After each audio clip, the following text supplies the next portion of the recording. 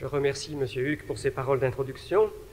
Je précise d'ailleurs que j'ai pris le relais après le départ de mon père pour le cours sur l'écuménisme à la faculté à Vaux-sur-Seine et à Nogent, mais qu'il ne s'agit que d'un relais.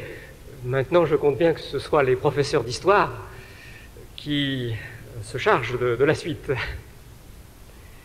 Je peux aussi faire un autre erratum.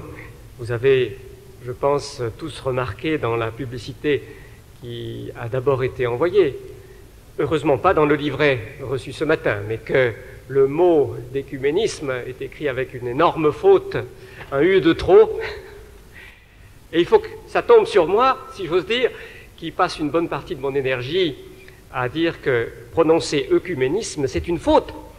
Il faut prononcer écuménisme en français. Et le mot est de la même racine exactement que le mot économie, par exemple. C'est écuménisme qu'il faut dire. Bon. Cette petite précision donnée, je voudrais, avec plus de sérieux, lire quelques versets de l'Écriture sainte comme pour nous introduire à l'attitude juste sur notre sujet. Dans la première épître de l'apôtre Paul aux Thessaloniciens, au chapitre 5, je voudrais lire les versets 5 à 8. Vous êtes tous fils de la lumière et fils du jour. Nous ne sommes pas de la nuit ni des ténèbres. Ne dormons donc pas comme les autres, mais veillons et soyons sobres. Ceux qui dorment, dorment la nuit. Ceux qui s'enivrent, s'enivrent la nuit. Mais nous qui sommes du jour, soyons sobres. Revêtons la cuirasse de la foi et de l'amour, ainsi que le casque de l'espérance du salut.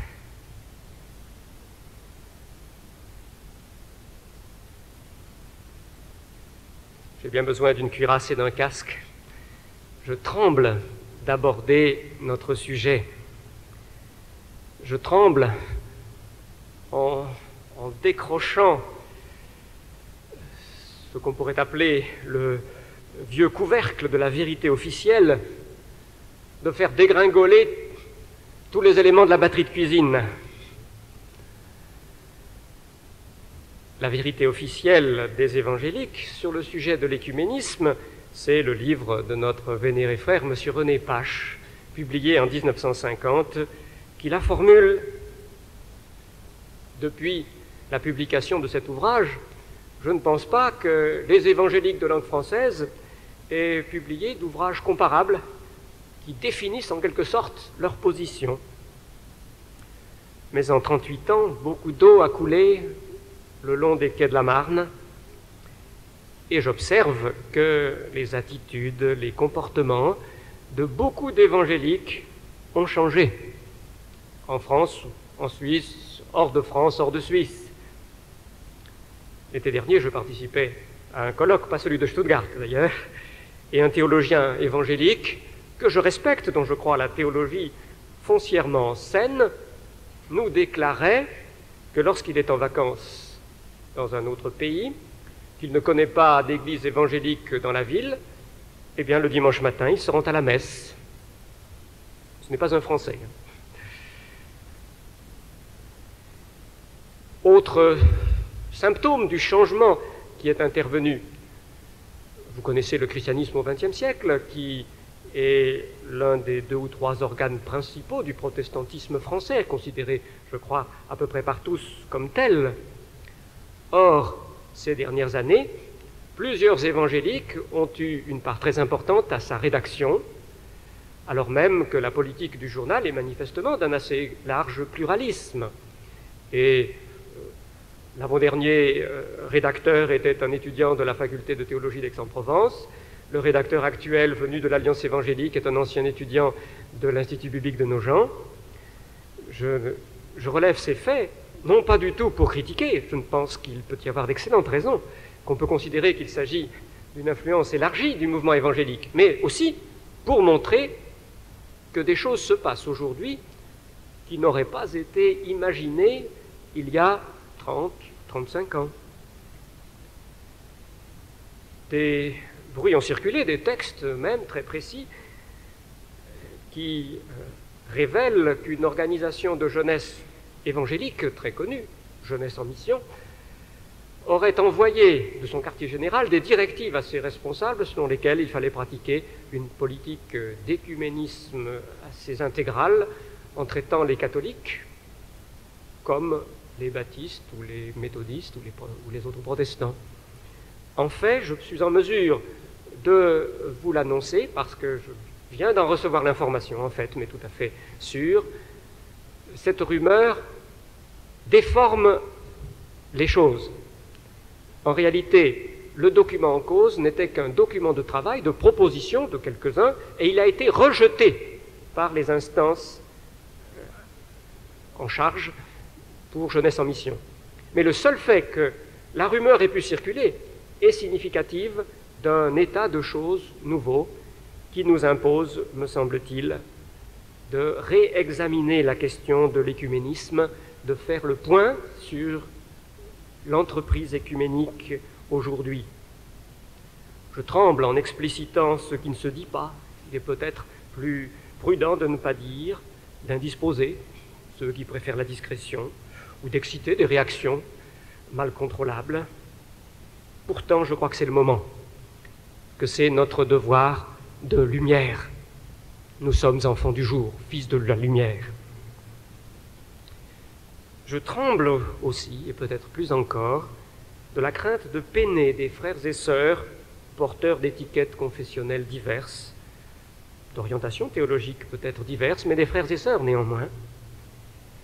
Je frémis de sympathie souvent quand j'entends s'exprimer leur souci de maintenir l'Église dans la fidélité biblique d'un côté, ou bien leur désir d'abattre les barrières qui les font tant souffrir, leur volonté ardente de rapprochement. Je frémis de sympathie et je crains fort que telle ou telle de mes paroles cet après-midi puisse en blesser l'un ou l'autre. Alors je supplie ces frères et sœurs de se rappeler ce que dit le livre des Proverbes au chapitre 27, au verset 6. Les blessures d'un ami sont dignes de confiance, alors que les baisers d'un ennemi sont trompeurs. Bien sûr, je ne prétends pas me prononcer avec certitude sur tous les sujets, sur tous les aspects du problème. Pour bien traiter de l'écuménisme aujourd'hui, il faudrait être pleinement informé, et tel n'est pas mon cas. J'occupe un observatoire assez bien placé, me semble-t-il, mais je ne connais pas assez les faits, les textes, les gens, pour être sûr de respecter les proportions ou de bien interpréter les plus profonds motifs. Alors je vous invite, à la lumière de vos propres connaissances, qui peuvent suppléer aux carences des miennes, de corriger de vous-même. Comme on dit, les lecteurs auront corrigé d'eux-mêmes. Eh bien, corriger ce qui n'aura pas été juste, et tout de suite dans le moment d'entretien que nous aurons après mon exposé. La règle que je suivrai sera d'abord une règle de sang-froid. Je m'efforcerai au réalisme, à la modération, au sang-froid. La sociologie, et nous sommes tous affectés par les mécanismes que la sociologie met au jour, la sociologie révèle que tout militant, tout convaincu est tenté soit de diaboliser l'adversaire, soit de le minimiser dans un triomphalisme trop facile. Il est très tentant, lorsque l'on sait que d'autres pensent autrement et qu'on pense que c'est dangereux, de grossir les pouvoirs dont ils disposent, la facilité avec laquelle ils financent ses programmes, son machiavélisme en particulier. On le soupçonne d'une efficacité redoutable dans le choix des plans, dans la technique de la conspiration. On lui attribue une sournoiserie particulièrement intelligente, habile. Ou bien alors, on annonce son déclin déjà commencé, il n'en a plus pour longtemps. Il est tout à fait typique, par exemple, que depuis le XIXe siècle, périodiquement, les évangéliques annoncent que la critique biblique, c'est fini, que la critique biblique se détruit elle-même. Et elle est toujours là, en fait. Mais nous sommes tellement convaincus qu'elle est en erreur, et je le suis, la critique biblique négative couramment enseignée, que beaucoup de nos évangéliques ont cru pouvoir dire, eh bien, déjà, ces fondements se sont écroulés et la critique biblique n'en a plus pour longtemps.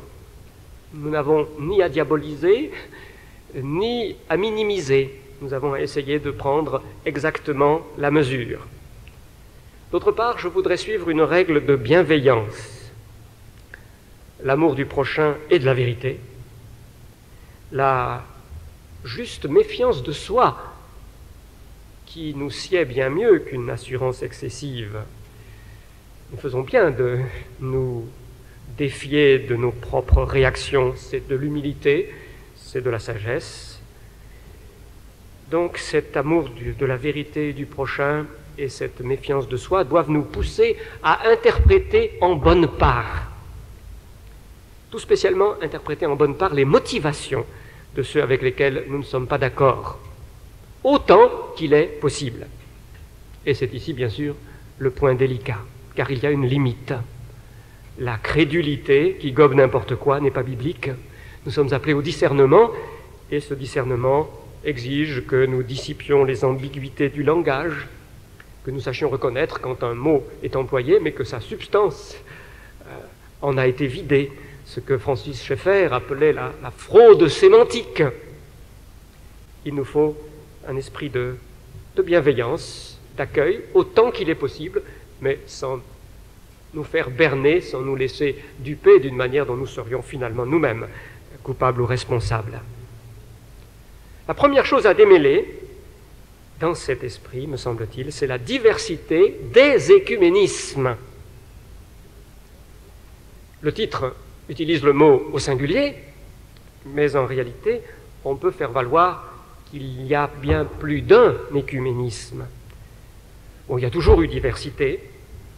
Le mouvement du XXe siècle, le mouvement écuménique du XXe siècle, me semble né d'une convergence, même d'une coalescence de plusieurs courants. Alors je vous rappelle certains faits historiques à ce propos, aussi rapidement que je peux. L'origine principale du mouvement écuménique le plus fameux du siècle, c'est le mouvement de rapprochement évangélique, en particulier pour la mission et pour la diffusion de la Bible au XIXe siècle. Ce sont les sociétés missionnaires et les sociétés bibliques qui ont les premières unies des chrétiens d'étiquettes différentes par-delà les frontières dénominationnelles.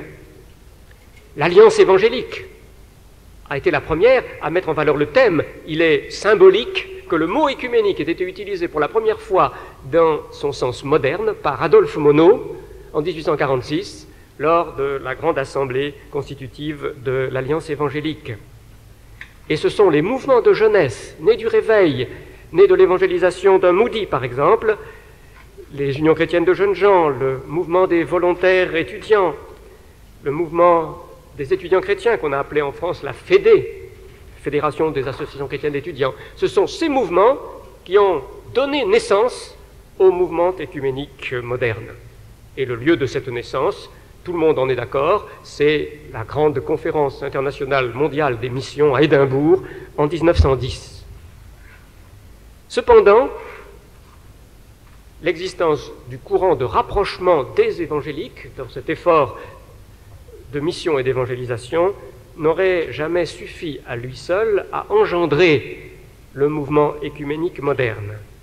La mutation de ce mouvement d'union évangélique en mouvement écuménique me semble avoir requis la jonction avec deux autres éléments.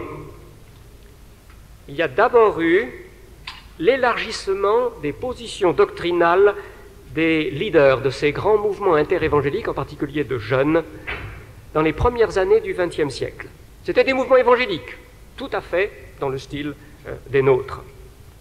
Mais sans que le public en soit vraiment averti, on a pu, par une recherche historique appropriée, montrer que les leaders, les responsables principaux, dans les premières années de notre siècle, ont lâché du lest, doctrinalement, théologiquement. Que par exemple, Ils ont cessé de militer pour l'infaillibilité entière des Écritures, que leur attitude à l'égard de la culture, des espérances d'établissement du royaume de Dieu, ou d'un état proche du royaume de Dieu sur la terre, par l'action politique et sociale, que ces choses-là ont changé chez eux et qu'ils se sont rapprochés des positions précédemment tenues par les libéraux. Il a fallu ce changement à la tête de ces mouvements pour que l'écuménisme moderne puisse naître, rassemblé beaucoup plus largement. Et il y a eu un deuxième facteur qui s'est ajouté à l'origine évangélique du mouvement, la volonté d'attirer les anglicans haute Église. Vous savez que dans l'Église anglicane, il y a traditionnellement deux ailes, l'aile qu'on appelle parfois anglo-catholique, haute Église, qui met l'accent sur la liturgie, les sacrements, la tradition, et qui regarde toujours avec une certaine nostalgie du côté de Rome. Et puis d'autre part, ce qu'on appelle la basse Église, l'aile évangélique, marquée par les réveils et qui s'accroche tout spécialement à la confession de foi des 39 articles, qui est une confession de foi véritablement protestante. Lors de la conférence d'Édimbourg en 1910, les anglo-catholiques étaient là. Et ça avait été le grand désir des organisateurs. Qu'ils soient là dans les précédentes rencontres mondiales d'évangélisation, ils n'avaient pas été là. Il y en avait eu deux déjà. Mais les responsables se sont dit, non, c'est trop dommage, nous avons là des hommes qui sont orthodoxes, qui récitent les credos des premiers siècles, il faudrait pouvoir les inclure aussi dans ce grand mouvement missionnaire. Et les organisateurs ont fait une concession très significative, je crois, pour que les anglo-catholiques acceptent d'entrer dans le jeu, d'entrer dans le débat et se joignent à la conférence d'Édimbourg. Ils ont décidé que les missions qui travaillent dans des pays dits chrétiens, à majorité catholique ou orthodoxe orientale, que ces missions ne seraient pas représentées. Qu'à Édimbourg se réuniraient seulement les représentants de missions dans des pays non chrétiens. C'était la condition requise pour que les anglo-catholiques, c'est-à-dire les anglicans de cette aile haute Église, acceptent d'entrer eux-mêmes dans la ronde. Ces amis étaient trop choqués par l'idée de missions faisant du prosélytisme dans les pays où il y a une église catholique, où il y a une église orthodoxe. Et donc, ils posaient cette condition qui a été satisfaite. Le mouvement écuménique moderne a pu naître parce que ce qui était d'abord un grand élan évangélique a accepté de s'élargir et d'inclure aussi ses amis de l'aile de tendance traditionnaliste. Par la suite, nous assistons à une convergence qui continue. Vous savez que pendant tout un bout de temps, le mouvement écuménique né à Édimbourg a encore été marqué par le parallélisme de plusieurs efforts. Il y a eu le Conseil international des missions, qui a tenu plusieurs conférences, etc. Il y a eu foi et constitution. Le mot constitution évoque tout ce qui touche à l'organisation de l'Église, au ministère, au sacrement, ce qu'en anglais on appelle l'ordre dans l'Église. Foi et constitution, qui est directement issu des efforts surtout d'anglicans ou d'épiscopaliens, qui avaient été saisis par le thème de l'unité à rechercher lors de la conférence d'Édimbourg. Et puis une autre ligne, plus indépendante d'Édimbourg, dans le prolongement du christianisme social, la ligne du christianisme pratique, vie et action. C'est parce que foi et constitution et vie et action, les deux lignes principales, se sont rejointes que le Conseil écuménique des Églises a pu se fonder en 1948 à Amsterdam. Et tout le travail avait été préparé dans les années 30. La fondation aurait eu lieu quelques années plus tôt s'il n'y avait pas eu la Deuxième Guerre mondiale. Cette Deuxième Guerre mondiale a d'ailleurs encore favorisé la fusion. Si foi et constitution, deux tendances plutôt anglicanes, et christianisme pratique, de tendance plutôt libérale, orientée vers l'action sociale, ont pu se rejoindre, c'est entre autres grâce à la grande vogue de la théologie barthienne. Vous savez qu'entre les deux guerres, Karl Barth est devenu le théologien le plus fameux, que pendant les années 30, sa lutte contre le nazisme et les mouvements religieux associés, le mouvement des chrétiens allemands, tout cela a été un combat extrêmement beau et motivant. Le barthisme a donné l'impression que la vieille opposition des évangéliques et des libéraux était maintenant dépassée, qu'on avait une théologie avec la théologie barthienne, qui était à nouveau orthodoxe, qui reprenait les grands slogans de la Réforme, qui réaffirmait les vérités des symboles anciens de la foi, et qui pourtant faisait droit aux requêtes du libéralisme qui maintenait la critique biblique ordinairement enseignée. Grâce au grand succès du barthisme, le courant plus traditionnel, attaché à certaines vérités d'orthodoxie, et le courant libéral, qui se modifiait lui-même, qui apprenait à être plus réaliste, en particulier à propos du péché et du péché dans les structures de la société, ces deux courants ont pu se rejoindre et former ainsi le Conseil écuménique des Églises. Et plus tard, c'est le courant du Conseil international des missions qui a rejoint cette jonction-là. Alors si le Conseil écuménique, le mouvement écuménique qu'il représente, est issu lui-même d'une certaine diversité, il me semble qu'on peut dire qu'aujourd'hui, cette diversité ressort. Le temps du barthisme est bien passé. Depuis les années 60, l'empreinte barthienne s'efface. Et au sein du mouvement écuménique de Genève, disons, pour évoquer le Conseil écuménique des Églises qui a son quartier général à Genève, il me semble qu'on doit bien distinguer deux foyers principaux, deux courants, deux écuménismes à beaucoup d'égards. Il y a le courant traditionnel où les orientaux de l'Église russe, de l'Église grecque, des églises du Moyen-Orient en particulier, pèsent d'un très grand poids. Il y a aussi les vieux catholiques, les anglo-catholiques, un certain nombre de luthériens d'aile droite, très liturgiques. Il y a donc ce courant qui est puissant, qui se soucie de questions de doctrine. Il ne faudrait pas croire qu'il y ait là écuménisme d'ouverture tout azimut et n'importe comment, mais qui met l'accent sur les sacrements, tout spécialement. Ce courant-là s'intéresse tout spécialement aux travaux de foi et constitution. Foi et constitution subsistent comme une commission du Conseil écuménique des Églises, de la première section.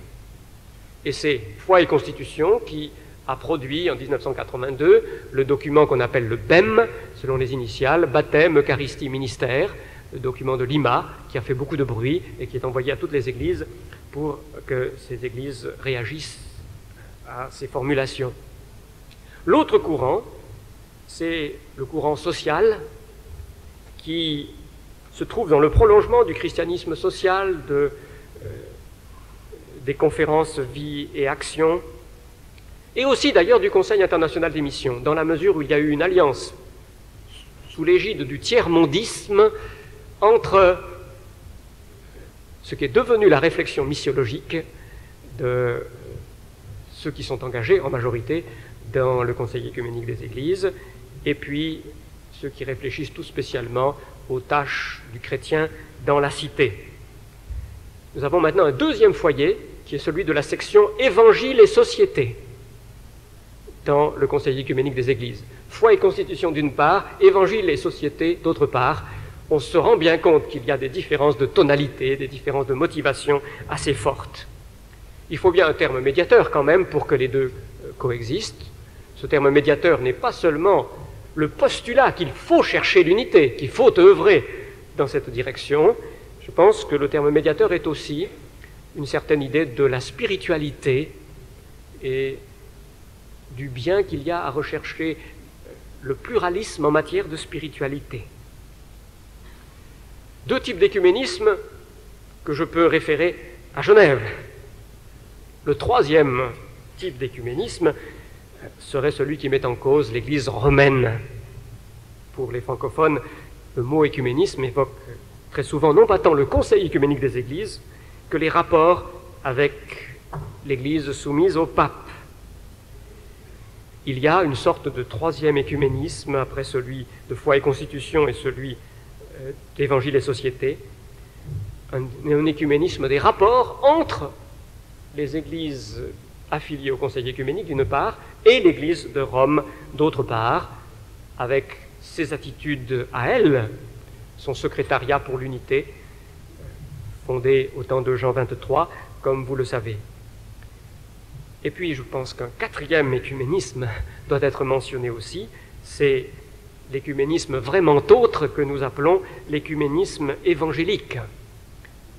Je dis vraiment autre, je reconnais qu'il y a quelques personnalités qui se situent comme à cheval entre certaines formes des autres écuménismes et l'écuménisme évangélique. Cet écuménisme évangélique est lui-même assez dispersé. On pourrait encore subdiviser. Il y a l'ICCC, le Conseil international des Églises chrétiennes, si longtemps connu par son président, M. McIntyre. Il y a le mouvement de l'Alliance évangélique, et l'Alliance évangélique mondiale, universelle, et il y a le mouvement de Lausanne, issu tout spécialement des grands congrès sur l'évangélisation, dont celui de Lausanne en 1974 a été le principal. À ces quatre types d'écuménisme, on pourrait sans doute encore rajouter l'écuménisme charismatique, mais je pense qu'il interfère avec les autres, qui ne s'en distingue mal, mais qui l'affecte un peu tous les autres. L'un des pionniers de ce qui a été appelé renouveau charismatique, ça a été David Duplessis, qui a ses entrées au Conseil écuménique des Églises. Si on pense aux catholiques, il est évident que le mouvement charismatique a beaucoup touché l'Église catholique romaine et le cardinal Sunens, l'un des plus grands du Concile du Vatican, et en même temps chef de file du charismatisme catholique. Le nom du cardinal Sunens suffit à vous rappeler donc que l'écuménisme charismatique touche le catholicisme. Et puis il y a bien sûr beaucoup de frères charismatiques qui participent à l'Alliance évangélique et au mouvement de Lausanne. Donc l'écuménisme charismatique, pourrait-on dire, en diverses formes, touche un peu tous les autres. Alors vous ayant présenté cette diversité, j'en viens maintenant à quelques indications, d'abord sur l'évolution du Conseil écuménique des Églises. Je vais faire le point, si je peux, sur chacun de ces grands écuménismes. Et d'abord, le Conseil écuménique qui fête son 40e anniversaire cette année. Après la fondation en 1948, je pense qu'on peut dire que c'est l'Assemblée de la Nouvelle-Delhi en 1961 qui a déterminé la forme et le fonctionnement de l'écuménisme de type genevois. La rencontre de New Delhi, de Nouvelle-Delhi, a été extrêmement importante, presque comme une deuxième fondation. La base a été renforcée par la mention de la Trinité et des Saintes Écritures. Le Conseil international des missions, qui était resté à part jusqu'à ce moment-là, malgré beaucoup d'échanges de personnel, beaucoup d'influences réciproques, est entré dans le Conseil écuménique des Églises, et les Russes sont entrés en nombre, puisque les orthodoxes de Russie, qui représentent numériquement un poids considérable, se sont à ce moment-là joints au Conseil écuménique. Quelles ont été les conséquences immédiatement? Immédiatement, je pense qu'on a pu noter le renforcement de la tendance catholicisante, liturgique, sacramentaliste. Et la rencontre de foi et constitution à Montréal en 1963 a été l'une des plus significatives, des plus importantes. Elle a été consacrée au rapport entre l'écriture et la tradition. Et la formule qui a servi à rassembler un peu tout le monde, les protestants comme les hommes des églises plus traditionnelles, et en particulier les orthodoxes, ça a été par la tradition seule, au lieu de par l'écriture seule, en soulignant que l'écriture elle-même est la tradition, que c'est la tradition apostolique, terme employé dans les épîtres de Paul, par exemple, elles-mêmes, pour ce que les apôtres nous ont laissé. C'était une façon assez habile, sans doute, de rapprocher les esprits, que d'employer le mot de tradition pour l'Écriture elle-même, pour le Nouveau Testament en tout cas.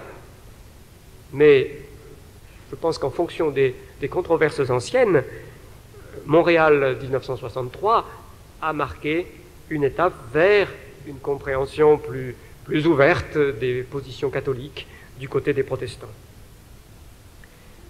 Après ces premières années, il me semble qu'on a dû observer un virage. Il y a eu le changement du climat théologique en général. J'ai fait déjà allusion au fait que la théologie barthienne a cessé d'influencer les esprits. C'est le temps de la marxisation maximale des élites intellectuelles de l'Occident. C'est l'époque où beaucoup de théologiens ont flirté avec le marxisme. Et il y a eu aussi l'effacement du premier secrétaire général du Conseil œcuménique des Églises, le Hollandais Willem Visser-'t-Hooft, qui était un homme de position, non pas strictement évangélique à notre sens, mais solide malgré tout sur beaucoup de points, soulignant la divinité de Jésus-Christ, soulignant qu'il est le seul sauveur.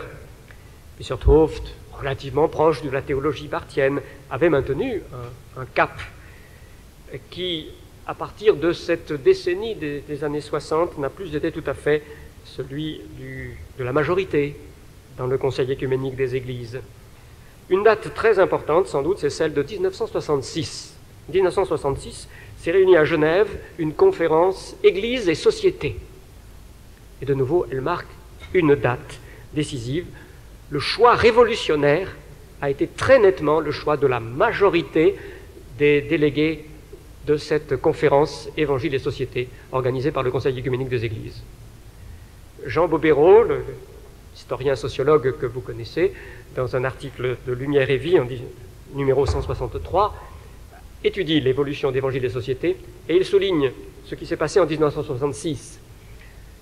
André Philippe, l'homme politique protestant socialiste bien connu en France, qui était un homme remarquable et d'une grande droiture, avait fait un rapport bien sûr de tendance socialiste, mais plutôt réformiste, soulignant que dans nos sociétés où la technologie joue un tel rôle, c'est par un changement graduel qu'on obtient finalement des résultats positifs, que c'est dans ce sens qu'il faut œuvrer, etc. Or, son rapport a été en quelque sorte balayé par une majorité de délégués du tiers-monde dans cette rencontre de Genève en 1966.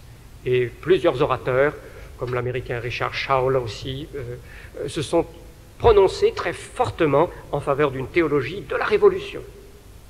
Et à partir de ce moment-là, ça a été assez caractéristique d'un certain discours venant du Conseil œcuménique des Églises. Pas de tous, comme le remarque aussi Jean Bobéro dans un autre écrit, je crois. Les dirigeants n'étaient pas de cette tendance eux-mêmes. Et ils étaient prêts à dire, oui, ces gens-là vont trop loin, mais il faut les écouter, c'est la voix prophétique. De telle sorte que c'est le message qui atteignait le plus facilement le grand public. Il a été très évident dans l'Assemblée d'Uppsal en 1968, et en 1969, pour aller dans le sens de ces voix prophétiques, un programme de lutte contre le racisme a été décidé par le Conseil œcuménique, qui a impliqué une aide financière au mouvement de guérilla en Afrique du Sud en particulier, qui a suscité quand même beaucoup de remous à ce moment-là. Vous le savez, je crois, c'est à cause de ce programme que l'Armée du Salut, qui était membre du Conseil œcuménique des Églises, en est sortie à l'époque. Dans les années qui ont suivi, la tendance s'est plutôt accentuée, avec Eugène Carson Blake comme secrétaire général, puis Philip Potter. Les années 70 ont été des années où cette tendance semble l'avoir emporté, avec, malgré tout, un élément nouveau qu'il faut aussi mentionner, qui a pris de l'importance de façon grandissante dans les années 70 et encore 80. On l'a vu apparaître nettement à l'Assemblée de Nairobi. Nairobi, en 1975, a été l'avant-dernière des grandes assemblées du Conseil œcuménique des Églises. Et là, outre le discours révolutionnaire, de plusieurs, le thème de l'ouverture aux autres religions, aux autres foi, du Christ caché chez le bouddhiste, le musulman, etc., est devenu un thème très affirmé, malgré les efforts d'un John Stott qui répliquait à Mortimer Arias dans l'Assemblée de Nairobi. C'est une note qui a été très importante. Nous ne pouvons pas prétendre apporter aux autres quelque chose qu'ils n'auraient pas. Non, le Christ nous unit tous par-delà toutes les barrières des diverses religions. Et il y a un programme de dialogue avec les autres religions qui a été mis en place dès le début des années 70. Apparemment, c'est une rencontre en 1970 à Al-Jaltoun, au Liban, qui a lancé ce programme, un programme qui est ouvertement syncrétiste, qui va très très loin dans ce sens. C'est un certain Samartha, un théologien, je pense, d'origine indienne, qui est à la tête de la réalisation, qui était à la tête de la réalisation de ce programme du dialogue. Dans les années 80, on observe, me semble-t-il, un recentrage pluraliste. Voilà la formule que j'emploierai. D'une part, le climat intellectuel environnant change. Les grandes idéologies perdent de leur crédit. La révolution ne fait plus autant recette, en tout cas dans la plupart des pays d'Occident. Plusieurs jeunes intellectuels se mettent à s'interroger sur la technologie même, sur les formes de domination de la nature qui sont caractéristiques des régimes socialistes, au moins autant que du régime capitaliste, et peut-être avec moins de freins encore. Le problème de l'écologie devient un problème cardinal à leurs yeux, ce qui modifie la lutte. D'autre part, c'est le temps de la différence, où la différence devient la valeur prônée par un très grand nombre, non plus le système qui uniformise, mais la différence dans tous les sens dont il faut fêter les effets de dispersion et de libération. D'autre part, il y a une attention plus grande à la spiritualité. L'invasion de formes de spiritualité orientale, alors extrême orientale, est aussi significative. Le secrétaire général Philippe Potter semble, après une longue maladie et le décès de sa femme, lui-même avoir été, dans la dernière partie de son mandat, plus soucieux de vie spirituelle, de piété, donc un certain recentrage. Un recentrage qui s'est manifesté également par l'élection au secrétariat général, à la suite de Philippe Potter, d'Emilio Castro, qui est le secrétaire général actuel, et qui certainement est moins loin des évangéliques que ne l'était son prédécesseur. Emilio Castro s'est converti comme jeune homme, d'une façon tout à fait piétiste, évangélique, ordinaire, une réunion d'évangélisation, et il a même été dans son pays, en Amérique du Sud, président, avant donc d'être propulsé dans les instances écuméniques, président d'un comité d'une croisade de Billy Graham. Il faisait figure, à ce moment-là, d'évangélique. Il a ensuite évolué, mais on ne peut pas dire qu'il représente l'extrémisme libéral ou révolutionnaire à l'intérieur du Conseil écuménique. Il y a eu une meilleure écoute des évangéliques, en particulier des évangéliques les plus ouverts, mettant l'accent sur la contextualisation culturelle. Je pense à un homme comme Arthur Glasser de Fuller, ou un certain courant néo-anabaptiste, Ronald Sider, par exemple, peut être cité. Et tout cela est apparu à la dernière Assemblée générale de Vancouver en 1983, où les évangéliques ont eu la parole, où des hommes comme Glasser ou Sider ont pensé que le Conseil écuménique vraiment avait retrouvé une direction beaucoup plus saine, mais où d'autres évangéliques ont dit « pas du tout, c'est trompeur, en fait c'est le grand mélange, il y a de tout, et aussi bien de l'extrême gauche radicale, en même temps qu'on laisse la parole aux évangéliques ». C'était tout spécialement le cas du professeur Bayerhaus, Peter Bayerhaus, qui est, ironie peut-être du Seigneur, professeur d'écuménisme à l'université de Tübingen, en Allemagne. Il a été nommé dans cette chaire prestigieuse, qui lui donne l'occasion de bien connaître toutes ces choses, avant, je pense, d'avoir émis ou publié des critiques approfondies du mouvement écuménique. Et maintenant, C'est l'un des hommes qui sont les mieux informés et les plus vigilants à propos de l'évolution du Conseil écuménique des Églises. Il y avait de tout, et une théologienne comme Dorothée Zölle, par exemple, a eu une large part aussi à l'Assemblée de Vancouver en 1983. Dans un petit livre que j'ai lu récemment d'Albert Janssen, j'ai lu qu'on avait pu résumer l'évolution de Dorothée Zölle par ces 3 formules. Pour elle, au début, quand elle s'est fait connaître par son livre sur le représentant, en particulier, Dieu était mort. C'était l'époque de la théologie de la mort de Dieu, et elle était un peu entrée dans cette danse-là. Ensuite, Dieu est rouge. Et en dernier lieu, Dieu est femme. Car le féminisme est une des théologies les plus vigoureuses au sein de ce Conseil écuménique des Églises, surtout du côté Évangile et société. Là, on découvre un des antagonismes les plus puissants, je crois, de l'heure actuelle au sein de l'écuménisme, disons, de Genève. D'une part, vous avez le courant traditionnaliste qui ne voudrait pas admettre l'idée d'une ordination au sacerdoce de femmes, et puis de l'autre côté, en particulier américain, hollandais, allemand, un courant féministe extrêmement puissant. Autrement, on peut encore évoquer comme caractéristique de l'évolution du Conseil écuménique des Églises la lourdeur de la machinerie qui donne peut-être envie de parler de machin pour le Conseil écuménique des Églises, comme De Gaulle a parlé de machin pour l'ONU. On a fait la comparaison entre l'ONU et le COE. Lourde machinerie qui semble maintenant continuer sur sa lancée sans changer beaucoup d'orientation dominante.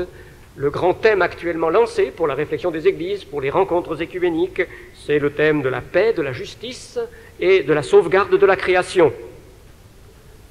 C'est maintenant ce qui est à l'ordre du jour, et vous vous rendez bien compte des problèmes qui intéressent donc, premièrement, la plupart, là encore, il ne faut pas généraliser, mais la plupart des chrétiens engagés dans ce Conseil écuménique des Églises. Il doit y avoir l'année prochaine, à Bâle, un rassemblement européen, organisé par la Conférence des Églises européennes, et qui ne coïncide pas exactement avec le Conseil écuménique des Églises, mais qui en est quand même très proche, sur ce thème. Et puis un rassemblement mondial doit avoir lieu en 1990, sur paix, justice et sauvegarde de la création. En attendant la prochaine assemblée du Conseil écuménique, qui doit avoir lieu à Canberra, en Australie, en 1991. Bâle 89, donc cette conférence que je viens d'annoncer, doit être organisée par la Conférence des Églises européennes, mais aussi par le Conseil des conférences épiscopales de l'Église romaine. Et la grande convocation de 1990 sera probablement organisée conjointement par le Conseil écuménique et par l'Église romaine. Cela me fournit ma transition toute trouvée avec le type suivant d'écuménisme, ce qui concerne le rapport avec Rome. La grande question que beaucoup posent à propos de Rome et du mouvement écuménique, c'est Rome, l'Église de Rome, va-t-elle entrer dans le Conseil écuménique des Églises? C'est là la grande question pour beaucoup. Avant d'y répondre, je pense qu'il faut quand même que je résume quelques faits importants. Après s'être montré très très réticent à l'égard de l'écuménisme, le catholicisme a radicalement changé d'attitude, je pense qu'on peut le dire, à l'égard de l'écuménisme ordinaire. En 1928, le pape avait lancé une encyclique, Mortalium Animos, qui était une fin de non-recevoir, interdisant aux catholiques de prendre part au mouvement écuménique. Le père Congar, qui s'était fait connaître par un livre pourtant prudent, a subi des sanctions, n'a plus pu enseigner pendant plusieurs années. Il a subi ce qu'il a ressenti même comme une sorte de persécution vers la fin des années 40, début des années 50 encore. Et lors de l'assemblée du Conseil écuménique à Evanston en 1954, l'archevêque de Chicago, qui se faisait dans la banlieue de Chicago, a interdit aux catholiques d'assister. Or, quelques années plus tard, le Concile du Vatican convoqué par Jean XXIII changeait radicalement d'attitude et le décret sur l'écuménisme, Unitatis Redintegratio, du 21 novembre 1964, au contraire, encourageait de la manière la plus vive les catholiques à s'engager dans le dialogue écuménique et usait d'un langage extrêmement bienveillant. Le deuxième point que je veux rappeler, c'est la déchristianisation subséquente au concile. Je ne dis pas que c'était la conséquence du concile, mais cela a suivi très clairement, quantitativement et qualitativement, l'Église romaine dans nos pays a perdu de sa substance d'une façon qui avait été inimaginable auparavant. Quantitativement, deux chiffres. En 1947, le nombre des ordinations sacerdotales en France a été de 1649. 1649 nouveaux prêtres en 1947. Depuis la fin des années 70 jusqu'à maintenant, le chiffre est voisin de 100. 100, 110, 120 nouveaux prêtres par an. De 1600, plus de 1600, aux environs de 100. Vous vous rendez compte ce que ça représente? Et il y a parallélisme d'ailleurs avec l'assistance aux messes, l'assistance aux activités. Et puis qualitativement, il y a eu une marxisation, une croissance du modernisme extrêmement rapide qui a alarmé un homme comme Jacques Maritain, par exemple, dans les quelques années avant sa mort. Il l'a dit avec beaucoup de force. Alors, bien sûr, il y a eu une réaction, troisième élément que je rappelle, la réaction intégriste qui a eu son impact, et aussi le renouveau charismatique, car à certains égards, on peut considérer comme une réaction à cette invasion du modernisme, qui peut-être d'ailleurs partage sur certains points. Les phénomènes historiques simultanés sont souvent, même s'ils s'opposent, appuyés sur des phénomènes semblables. Il y a eu le mouvement charismatique, dont on peut souligner, me semble-t-il, surtout que le magistère, la hiérarchie catholique, a su très habilement, très sagement, comme on voudra dire, lui faire place. Il fonctionne d'une manière particulièrement bien intégrée. Il y a quelques mois de cette année, dans la documentation catholique, apparut d'ailleurs une déclaration de 109 évêques d'Amérique du Sud, la déclaration de la Serra, sur le renouveau charismatique, et qui est très intéressante à lire. Le gros de la déclaration est là pour appuyer, pour souligner la valeur de ce mouvement, pour l'encourager. Il y a un paragraphe, le paragraphe 77, pour dire que le renouveau charismatique pousse vers Marie et le culte de Marie. Il y a aussi un autre paragraphe, une page plus loin, qui souligne le danger de fondamentalisme qui guette ceux qui s'engagent dans ce renouveau, et on avertit aussi contre un faux écuménisme sentimental qui ignorerait les différences quant à la foi et aussi quant à la discipline ecclésiastique. Enfin, le quatrième point que je veux mentionner, c'est la reprise en main des choses par Jean-Paul II, le pape actuel, un pape très énergique, de très grande autorité personnelle, et on peut dire qu'il a mis fin à la période post-conciliaire. C'est une expression qu'emploie le secrétaire général adjoint du Conseil œcuménique des Églises, Konrad Reiser, dans un article de ce même numéro de Lumière et Vie que j'ai évoqué tout à l'heure, et il dit qu'avec Jean-Paul II, cette période a pris fin, cette période avec ses réformes, ses expériences, ses nouvelles explorations, le regard critique sur soi-même, tout cela a été tout à fait typique du catholicisme. Après le Concile du Vatican, jusque vers le moment où Jean-Paul II est monté sur le trône pontifical, mais maintenant, les décrets du Concile sont partie intégrante de la tradition définitive. Ils ne sont plus le processus, ils ne sont plus le point de départ d'un processus permanent de renouveau. Je crois que cette vue est extrêmement bien prise par ce secrétaire général du Conseil œcuménique adjoint. Alors, cette Église romaine, dans l'état où je viens de la décrire, va-t-elle se joindre au mouvement œcuménique général? En un sens, elle y est déjà, pour une assez large part. La commission foi et constitution, dont j'ai parlé, celle qui a proposé le BEM, compte 12 membres catholiques romains, théologiens catholiques romains, dont le vice-président Jean-Marie Tillard. Il y a beaucoup d'entreprises qui se font sous l'égide à la fois du Conseil œcuménique et de l'Église catholique romaine. Mais cependant, l'Église romaine n'est pas membre du Conseil œcuménique, et cela fait une différence toujours sensible. D'après les œcuménistes catholiques, je pense en particulier à un article du père René Beaupère, toujours dans ce même numéro de Lumière et Vie, elle le pourrait, parce qu'une déclaration qui a toujours force de loi de Toronto en 1950 du Conseil œcuménique souligne qu'aucune Église au sein du mouvement œcuménique n'est obligée de considérer que les autres membres sont de véritables Églises au sens plein. L'Église romaine peut très bien entrer dans le Conseil œcuménique sans donner le titre d'Église à un autre des membres du Conseil œcuménique. Mais les responsables semblent se rendre compte que si l'Église romaine entrait dans le Conseil œcuménique, le public réagirait en s'imaginant qu'elle reconnaît un même statut, une sorte d'égalité de rang aux autres églises, et donc jusqu'à présent, ces responsables n'ont pas voulu. En fait, il semble qu'on soit passé assez près d'une décision positive à cet égard vers 1972. En 1972, un comité mixte de travail, un groupe mixte de travail catholique, Conseil œcuménique, avait très nettement proposé et promu la possibilité d'une entrée de l'Église romaine dans le Conseil œcuménique, mais la décision a été non, au bout du compte. Et après cela, il y a eu changement de politique.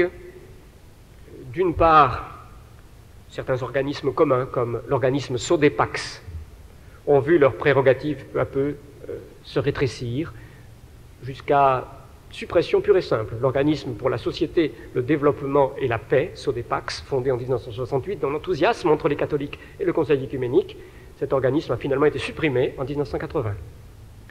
D'autre part, l'Église romaine s'est engagée dans une longue série de dialogues bilatéraux avec d'autres églises, de longs entretiens avec toutes sortes d'églises. Alors, il y a eu évidemment de très importants dialogues avec l'Église anglicane, et récemment, un rapport est sorti sur la justification qui a fait couler beaucoup d'encre en Grande-Bretagne. Mais il y a eu aussi des dialogues avec les pentecôtistes, par exemple, avec à peu près tous, avec les évangéliques comme tels. Un dialogue sur la mission, où John Stott a été le représentant principal du côté évangélique, un groupe de théologiens évangéliques et un groupe de théologiens catholiques en face qui se sont réunis plusieurs fois et de manière assez longue. À l'heure actuelle, il ne semble pas que l'Église romaine se prépare à entrer au Conseil œcuménique. À court terme, il y a très peu de chances, semble-t-il, il faudrait un autre pape. Ce Jean XXIV que le théologien Hans Küng a appelé de ses voeux très expressément. Du côté des protestants, je pense là tout spécialement aux Français, je voudrais noter deux faits principaux à cet égard. Deux faits qui semblent contradictoires, mais peut-être s'agit-il du décalage entre deux époques. D'une part, l'écuménisme semble la chose admise qu'on n'ose plus discuter. L'écuménisme à orientation catholique. Jean Bobéro a pu s'exprimer là encore en disant qu'il ne reste pratiquement dans certaines paroisses qu'un seul dogme. C'est le dogme que l'unité c'est bien, et qu'il faut travailler pour l'unité avec les catholiques. Et vous avez de très nombreux protestants qui s'indignent comme une chose vraiment insupportable des barrages que les évêques continuent de maintenir contre l'intercommunion, l'hospitalité eucharistique. Mais d'autre part, on rencontre aussi, me semble-t-il, un réveil du sens de l'identité protestante. Elle s'affirme avec beaucoup plus de netteté et peut-être d'audace qu'il y a quelques années. Le congrès Protestantisme et Liberté, qui a eu lieu en 1985, a été, me semble-t-il, un signe à ce propos. Et les réactions au bème dont j'ai parlé ont été généralement négatives, assez fortes en France. Et je crois qu'il y a quand même une certaine indignation quand on apprend ce qu'on a appris au mois de mai dernier, que le frère Max Turian de la communauté de Thésée était secrètement, depuis 1 an, prêtre ordonné de l'Église catholique romaine. C'est l'enquête d'une journaliste catholique d'ailleurs du Monde qui a mis ce fait en évidence. Il était membre de Foi et Constitution au titre de l'Église réformée de France, comme pasteur réformé, et il était depuis 1 an prêtre ordonné de l'Église catholique romaine.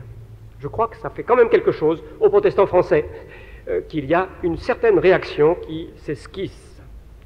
On peut noter que le pasteur Jacques Stuart de la Fédération protestante de France, dans son allocution lors de la fondation du Conseil d'Église chrétienne en France, le 17 décembre 1987, a donné une part très importante de son discours à ceux des protestants qui ne sont pas dans la Fédération protestante, donc en général beaucoup d'évangéliques, pour dire qu'il ne fallait surtout pas les oublier et qu'il ne fallait pas non plus faire des choses qui les indisposeraient.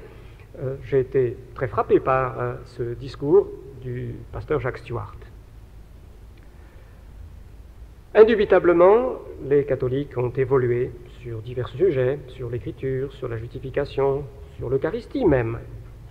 Et il me semble indéniable qu'il y a au sein du catholicisme des hommes qu'on pourrait appeler catholiques évangéliques, qui ont fait l'expérience de la rencontre de Jésus-Christ et dont la piété, la lecture biblique se déroule selon des modes qui ressemblent fort à ceux qui nous sont familiers.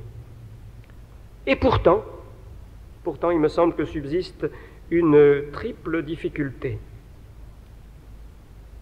Trois barrages considérables, et même avec ceux qui nous sont les plus proches souvent. Le vieux contentieux n'est pas encore liquidé. Il y a eu du chemin de fait, c'est sûr. Les explications sur les formules concernant l'Eucharistie, les œuvres et la justification, ces explications peuvent nous donner une mesure importante de satisfaction. Mais malgré tout, à la racine, les débats sur ce document anglican catholique que j'ai évoqué en Angleterre l'ont bien montré, à la racine, les choses ne sont pas vraiment clarifiées. Et le problème du rôle du pape et le problème de la vénération mariale sont des choses qui ne sont pas encore du tout réglées. Le deuxième point de difficulté, qui souvent me semble rester beaucoup trop dans l'ombre, c'est que dans l'Église catholique romaine, la tolérance du modernisme en matière d'études bibliques et sur la divinité de Jésus-Christ et sur la résurrection, cette tolérance est très très large. Je ne pense pas que personnellement le pape Jean-Paul II soit un pape très moderniste sur ces questions que je viens d'évoquer, mais il tolère malgré tout, il ne peut peut-être pas faire autrement, mais c'est le fait. Un théologien catholique qui est relativement proche de nous d'ailleurs ici, parfois des évangéliques, l'abbé René Laurentin, dans un de ses articles, signale une remarque d'un de ses collègues à propos de la résurrection. Et il la cite comme représentative d'un état d'esprit qui est courant. Ce qui est ennuyeux avec la résurrection, c'est le tombeau vide. Voilà ce que ce collègue lui a dit. La résurrection, comme thème théologique, comme grand symbole de la vie authentique à laquelle nous accédons, etc. Oui, bien sûr, mais s'il faut en faire un événement vraiment historique avec un tombeau vide, plus de cadavres, mais alors là, c'est gênant, c'est gênant. Le modernisme a vraiment une influence très considérable dans le catholicisme d'aujourd'hui, et à mon avis, c'est un problème très grave. C'est pas pour rien que, parlant sur le renouveau charismatique par exemple, qui a remis la Bible quand même au centre de la piété pour beaucoup, certains évêques disent attention au fondamentalisme, danger de fondamentalisme. Ils ne veulent pas de l'attitude de soumission stricte aux Écritures, qui pourtant serait conforme à la tradition, parce que l'infaillibilité scripturaire, elle est affirmée dans les documents anciens du catholicisme. Et puis troisième élément, l'ouverture aux autres religions, qui paraît égale à celle que j'ai évoquée tout à l'heure de tout un courant au sein du Conseil œcuménique des Églises. Vous avez tous eu connaissance de Jean-Paul II à Assise, des déclarations de Jean-Paul II dans ses visites aux Indes ou au Maroc, lorsqu'il a parlé de l'islam. Il y a là une politique très définie. Je ne crois pas qu'aucun pape avant Jean-Paul II ait été aussi loin pour suggérer que les autres religions sont aussi manifestations de l'œuvre de la grâce de Dieu, que le Christ est caché dans tous les hommes de tous ces peuples. Certains intégristes catholiques ont réagi très fort. Je crois que nous avons, peut-être avec d'autres motivations qu'eux, je ne sais pas, mais nous avons à réagir très fort. En tout cas, même en essayant de mesurer mon langage, je ne peux voir ici qu'un renversement de la vérité de l'Évangile très très grave. Nous savons que Dieu, bien sûr, a ses moyens pour sauver des hommes de toutes les nations. Et je pense même quand des missionnaires n'ont pas pu les atteindre, Dieu est libre de se révéler comme il faut, et il y a assez de lumière dans la révélation générale de ses œuvres pour que son esprit puisse conduire à la fois en lui, par Jésus-Christ, même si le nom même n'est pas connu avec précision, des hommes de partout. Mais cela ne veut absolument pas dire qu'alors toutes les religions sont déjà des chemins pour aller jusqu'à Dieu. Pour la Bible, c'est tout à fait net. Ce que l'on sacrifie à ces divinités de tous les pays, c'est aux démons que cela est sacrifié. L'apôtre Paul est assez net au chapitre 10 de la première aux Corinthiens. Alors là, il y a quelque chose qui me semble faire barrage terriblement et tragiquement. Alors il reste l'écuménisme évangélique. Je voudrais quand même laisser assez de temps pour le moment des questions. Alors je vais abréger en me contentant de dire 3 choses, aussi brièvement que je le peux. La première, c'est que nous avons, me semble-t-il, dans les entreprises de collaboration, de rapprochement interévangélique, un autre type d'écuménisme qui remplit le vide que l'évolution du mouvement évangélique du XIXe siècle, lorsqu'il est devenu le mouvement écuménique du XXe, le vide que cette évolution a laissé. Il me semble manifeste que Dieu a suscité parmi nous des mouvements qui sont la contrepartie de ces mouvements du XIXe siècle qui ont été ensuite entraînés dans le grand mouvement écuménique. Les GBU, par exemple, les campus un peu plus tard, ont été créés, me semble-t-il, comme l'équivalent de ce que la Fédé était à l'origine, Fédération des étudiants chrétiens. Des entreprises comme le OM ou Jeunesse en Mission, etc., mais c'est vraiment l'équivalent des UCJG, du Student Volunteer Movement du XIXe siècle. Et nous avons, me semble-t-il, une sorte de correspondant là. Dans ce que le Seigneur a suscité, reste beaucoup de faiblesses. Et la faiblesse des divisions internes, de la dispersion que j'ai évoquée. Heureusement, l'Alliance évangélique mondiale ou universelle et le mouvement de Lausanne collaborent très étroitement. Je crois que là, on peut dire qu'il n'y a pas trop de gaspillage d'efforts en tous sens. Il y a, au contraire, des efforts très systématiques de liaison. Mais il y a des habitudes d'indépendance, des réflexes beaucoup trop faciles, la tendance au soupçon, un pragmatisme qui se soucie peu souvent de la vérité biblique, pourvu que ça marche, etc. Et il y a des débats doctrinaux entre nous, sérieux, qui ne sont pas toujours bien étudiés, anciens ou nouveaux, comme par exemple celui du féminisme, et tout cela affaiblit.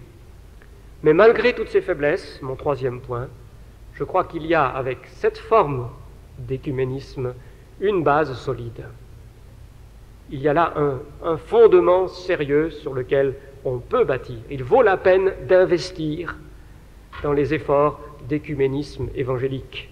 L'expérience de Stuttgart, évoquée tout à l'heure, me semble une expérience très enrichissante dans ce sens. Nous avons vraiment été unis dans l'Esprit de Dieu, et il y avait pourtant des évêques luthériens ou anglicans, il y avait des pentecôtistes comme un baptiste comme moi, etc. Vraiment des représentants de cette grande diversité évangélique.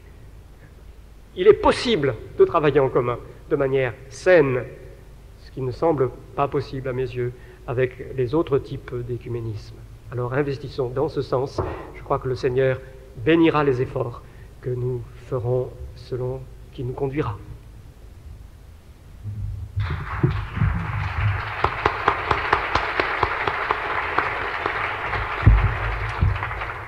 Voilà, merci beaucoup, Monsieur Blocher. Je crois que vous en êtes bien tenu à votre sujet, le point sur l'œcuménisme aujourd'hui. Et à la fin de votre exposé, vous avez ouvert quelques perspectives.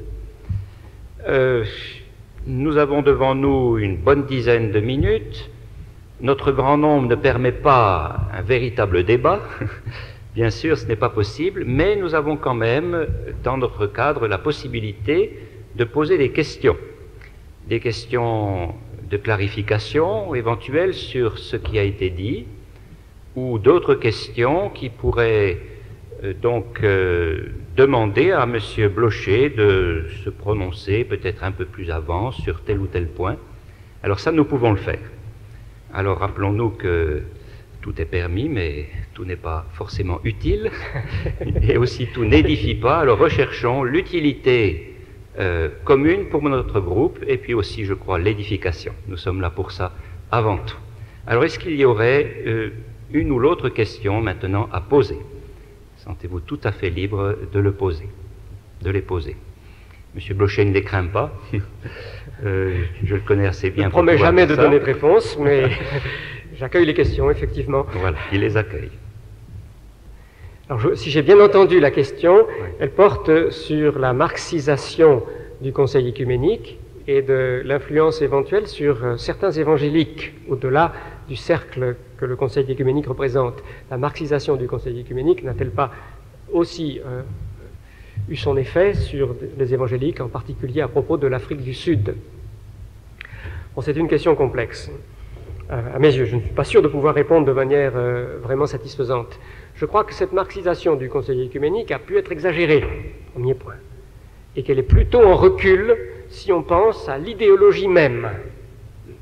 Je pense qu'il y a peu de vrais marxistes, d'ailleurs il y en a de moins en moins en Occident, et en un sens, au-delà du rideau de fer, il n'y en a pas beaucoup plus, malgré le caractère officiel du dogme marxiste pour la société. Je pense qu'il y a eu idéologie révolutionnaire, influencée par le marxisme. La théologie de la libération continue d'avoir pas mal d'influence, mais elle n'est pas purement et simplement marxiste. Et qu'il y a eu interférence d'une certaine prudence politique par rapport au gouvernement du bloc de l'Est, ce qui n'est pas forcément du marxisme.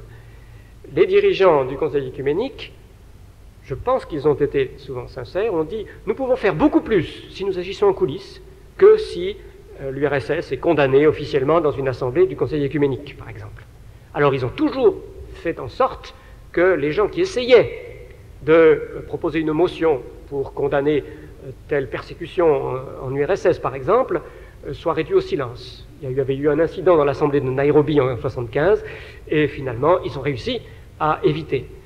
Mais non pas qu'ils aient été eux-mêmes favorables à la politique de l'URSS, mais en disant, si nous faisons ça, ça y est, le gouvernement russe va interdire aux délégués de venir, ça va être pire, donc agissons plutôt par pression diplomatique discrète, etc.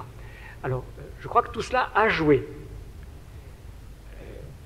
Je pense aussi que l'information, sur une question comme celle de l'Afrique du Sud, joue un rôle extrêmement important, que le problème de l'information et de la désinformation est un problème capital. Qui joue alors pour les évangéliques, quand je parle des évangéliques? Les évangéliques sont susceptibles de subir l'influence des modes culturels comme tout le monde, et dans les années 60-70, je crois qu'ils ont pu être touchés, souvent un retardement d'ailleurs, au moment où ça commençait à être un peu périmé de l'autre côté, les évangéliques commençaient à y mordre. Mais je pense qu'en général, ça n'a pas été très très loin, mais que beaucoup d'évangéliques sont simplement victimes de désinformation. Ils ne savent que certains des faits de la situation et non pas les autres. Alors moi, je ne prétends pas à une information complète et totale. Voilà ce que je répondrai sans pouvoir aller beaucoup plus loin. Je sais bien qu'un homme comme le professeur Hoffman, que nous avons entendu dans cette assemblée, qui réunissait des dossiers d'information, aurait été beaucoup plus loin, beaucoup plus loin dans la dénonciation des influences marxistes, de la désinformation même que nous subissons sur l'Afrique du Sud. Mais je n'ose pas me prononcer trop. Je crois qu'il y a quand même un autre aspect des choses. Je me rappelle avoir entendu un frère évangélique remarquable, je pense qu'on entendra parler de lui dans l'avenir, César Molebatsi, un noir d'Afrique du Sud, qui était très modéré en même temps, très, très sobre, très sage, mais qui racontait aussi quand même des choses qui faisaient réagir. Alors, hélas, je crois que nous sommes souvent mal informés. Voilà ce que j'essaie de répondre. Voilà, merci, c'est sur l'Afrique du Sud. Y a-t-il une autre question? Monsieur... Pardon. Alors vous parlez à haute et claire voix pour qu'on puisse bien vous entendre, parce que l'acoustique n'est pas très favorable, s'il vous plaît. Dans quelle mesure peut-il y avoir un écuménisme évangélique sans une commune ecclésiologie, en prenant comme texte un seul baptême? Dans quelle mesure peut-il y avoir un écuménisme évangélique sans une commune ecclésiologie? On peut se référer au texte, un seul baptême. Bon, je réponds très simplement qu'à mon avis, on ne peut pas avoir une unité entière que viserait pourtant un écuménisme, je dirais, accompli, sans une commune ecclésiologie. L'écuménisme évangélique, c'est un écuménisme de dialogue, de recherche en commun de la vérité révélée dans l'Écriture et d'action selon que malgré nos diversités qui subsistent, nous pouvons entreprendre en commun, en particulier d'évangélisation et de témoignage pour soulager les détresses, pour servir de sel de la terre, etc. Mais je suis personnellement d'accord que l'idéal d'un écuménisme réalisé serait que tous les évangéliques puissent constituer dans un lieu donné une seule et même Église. Je suis bien d'accord que ce serait l'idéal. Et tant que nous ne sommes pas d'accord sur le baptême, sur l'ecclésiologie, nous n'y arrivons pas, c'est vrai. Nous avons beaucoup de points communs en ecclésiologie, mais pas tous. Et il me semble que l'écuménisme évangélique doit nous pousser à étudier ces questions, à nous comprendre mieux à ce propos, mais sans cette idée que toutes les différences sont merveilleuses en elles-mêmes, pas forcément. Il y a des différences qui sont un enrichissement, mais il y a des différences qui impliquent que quelqu'un au moins, peut-être les deux, mais quelqu'un au moins n'a pas bien saisi ce qu'enseigne l'Écriture. Oui. Voilà, merci. Ah, vous vouliez ajouter quelque chose, oui? Vous parlez justement d'évangélisation. Quand vous parlez d'éclésiologie, on a forcément une évangélisation en vue et l'évangélisation en vue. Or, l'écuménisme évangélique parle surtout d'évangélisation. Dans quelle mesure est-ce possible? Dans quelle commune ecclésiologique? Dans quelle mesure l'évangélisation commune, qui intéresse tout spécialement la mise en pratique de l'écuménisme évangélique, dans quelle mesure cela est possible sans une ecclésiologie commune, l'évangélisation? Moi, je crois que c'est possible. Je pense que nous avons assez en commun, en ecclésiologie même, pour qu'une évangélisation commune soit viable. Là encore, ce n'est pas la situation idéale. Bon, je suis baptiste, j'aimerais bien que tout le monde soit baptiste, c'est sûr, mais je pense qu'il est possible que des baptistes et des non-baptistes, pédobaptistes, collaborent effectivement pour l'évangélisation aussi. Voilà, merci. Alors, une intervention, là, au fond de la salle.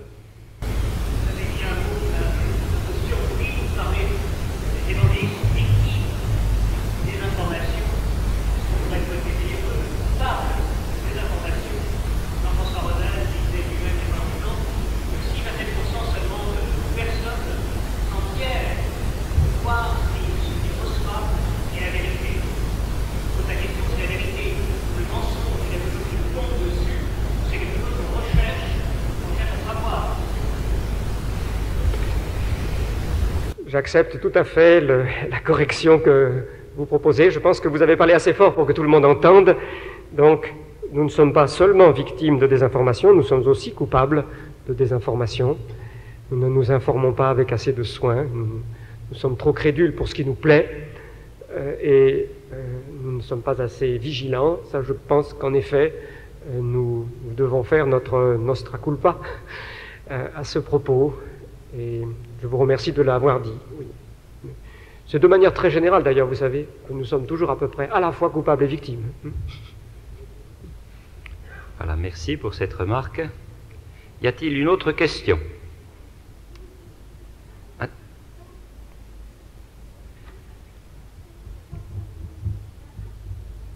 Je pense que c'est aussi une adjonction à laquelle je dis amen sans difficulté. Chacun devrait balayer devant sa porte. Souvent, ceux qui accusent les autres de racisme pratiquent un racisme très évident chez eux, mais ils ne s'en rendent pas compte, semble-t-il. C'est toujours la paille et la poutre. Hein. Voilà. Enfin, nous restons dans notre sujet. Une question tout au fond de la salle. Parlez à haute et claire voix, s'il vous plaît. Oui, alors la question porte donc sur l'attitude du pape actuel concernant les diverses religions du monde. Et la question plus précisément est la suivante. Peut-on dire, ne peut-on pas dire que toute religion est un chemin qui peut conduire l'homme vers la rencontre de Dieu? Je pense que c'est à peu près l'idée du pape, effectivement. Le pape ne s'exprime pas dans un langage de dogmaticien très précis lorsqu'il fait ses grandes déclarations lors de ses voyages, mais il semble cautionner par de telles déclarations les vues des théologiens, et un théologien comme le jésuite Karl Rahner, avec son idée des chrétiens anonymes dans toutes les religions, par exemple, ou la théologie d'un autre théologien d'origine indienne, sur le Christ caché dans l'hindouisme, etc. Personnellement, si je comprends l'enseignement biblique, je me crois obligé de refuser la proposition faite, que je pense reprise par le pape. Je crois que la religion n'est pas un chemin conduisant vers la rencontre de Dieu, acheminant l'homme vers sa conversion en général. C'est un chemin qui l'éloigne plutôt, qui le détourne, qui exprime sa révolte en même temps, bien sûr, qu'une certaine nostalgie du divin. Tout le texte du premier chapitre de l'Épître aux Romains me semble impliquer que la religion est foncièrement la déformation d'un sens authentique, d'une révélation qui est dans la nature même de l'homme. La vérité est là, mais elle est captive dans l'injustice, et le sens de Dieu est reporté sur des éléments du cosmos qui deviennent des idoles. Alors la religion en général, la religion non chrétienne en général, je ne pense pas qu'on puisse l'évoquer comme chemin qui puisse conduire vers la rencontre de Jésus-Christ en général. Mais ce que j'ai alors essayé d'ajouter, mais je n'ai pas le temps de l'expliquer maintenant, c'est que je ne pense pas que nous ayons à conclure de là, purement et simplement, que tous les hommes qui n'ont pas eu accès à un missionnaire aient été nécessairement tous perdus. Je crois que l'enseignement du début de l'Épître aux Romains nous montre aussi que les perfections invisibles de Dieu, c'est-à-dire aussi sa grâce, sa justice et sa grâce à la fois, peuvent se lire dans les œuvres de la création de Dieu. Et c'est aussi là-dessus que Jésus s'appuie dans son sermon sur la montagne, pour parler de la grâce de Dieu. Et si l'Esprit de Dieu a voulu se servir de ces éléments de lumière objective, je pense qu'il a pu le faire. Mais l'attitude à l'égard du phénomène issu de la société humaine pécheresse que sont les religions, alors là, je pense que cette attitude est très très critique, négative, disons, dans l'Écriture. Voilà, très brièvement, ce que j'ai essayé de dire. Voilà, merci beaucoup. Je crois que notre séance tire à sa fin, si nous voulons respecter les horaires, et puis avoir quelques minutes avant la séance suivante d'information. Nous voulons remercier chaleureusement M. Blocher de nous avoir aidés à clarifier toute cette situation souvent bien confuse. Je crois que nous avons là des éléments qui nous aideront maintenant dans notre propre réflexion. Et nous voulons aussi demander au Seigneur de nous aider à voir plus clair dans ce désir que nous avons d'unité entre nous et de pouvoir aussi la manifester au monde. Je crois que le Centre évangélique est aussi une de ces institutions qui contribue pour sa part à nous aider à avancer dans ce sens, dans un œcuménisme véritablement évangélique. Si vous voulez, nous allons nous courber dans la prière avant de nous séparer. Seigneur notre Dieu, merci pour ces moments passés ensemble. Merci parce que nous pouvons ainsi nous aider les uns les autres dans ces questions difficiles, compliquées, délicates et souvent si confuses. Veuille bénir chacun de nous, Seigneur, dans la recherche de la vérité. Veuille bénir aussi nos efforts communs, Seigneur, que nous puissions être ensemble, vivre ensemble, travailler ensemble dans la clarté d'un cœur sincère. Nous te prions pour que ton bon esprit travaille nos cœurs, afin que nous puissions, abreuver de cet esprit, former un seul corps, qui que nous soyons, et que nous apprenions à nous aimer véritablement. Merci de nous avoir sauvés, merci d'avoir fait de nous tes enfants, merci parce que tu es notre Père. Seigneur, bénis la suite de cette journée, garde-nous dans ta paix, dans ta communion. Nous nous recommandons à toi, au nom du Seigneur Jésus. Amen.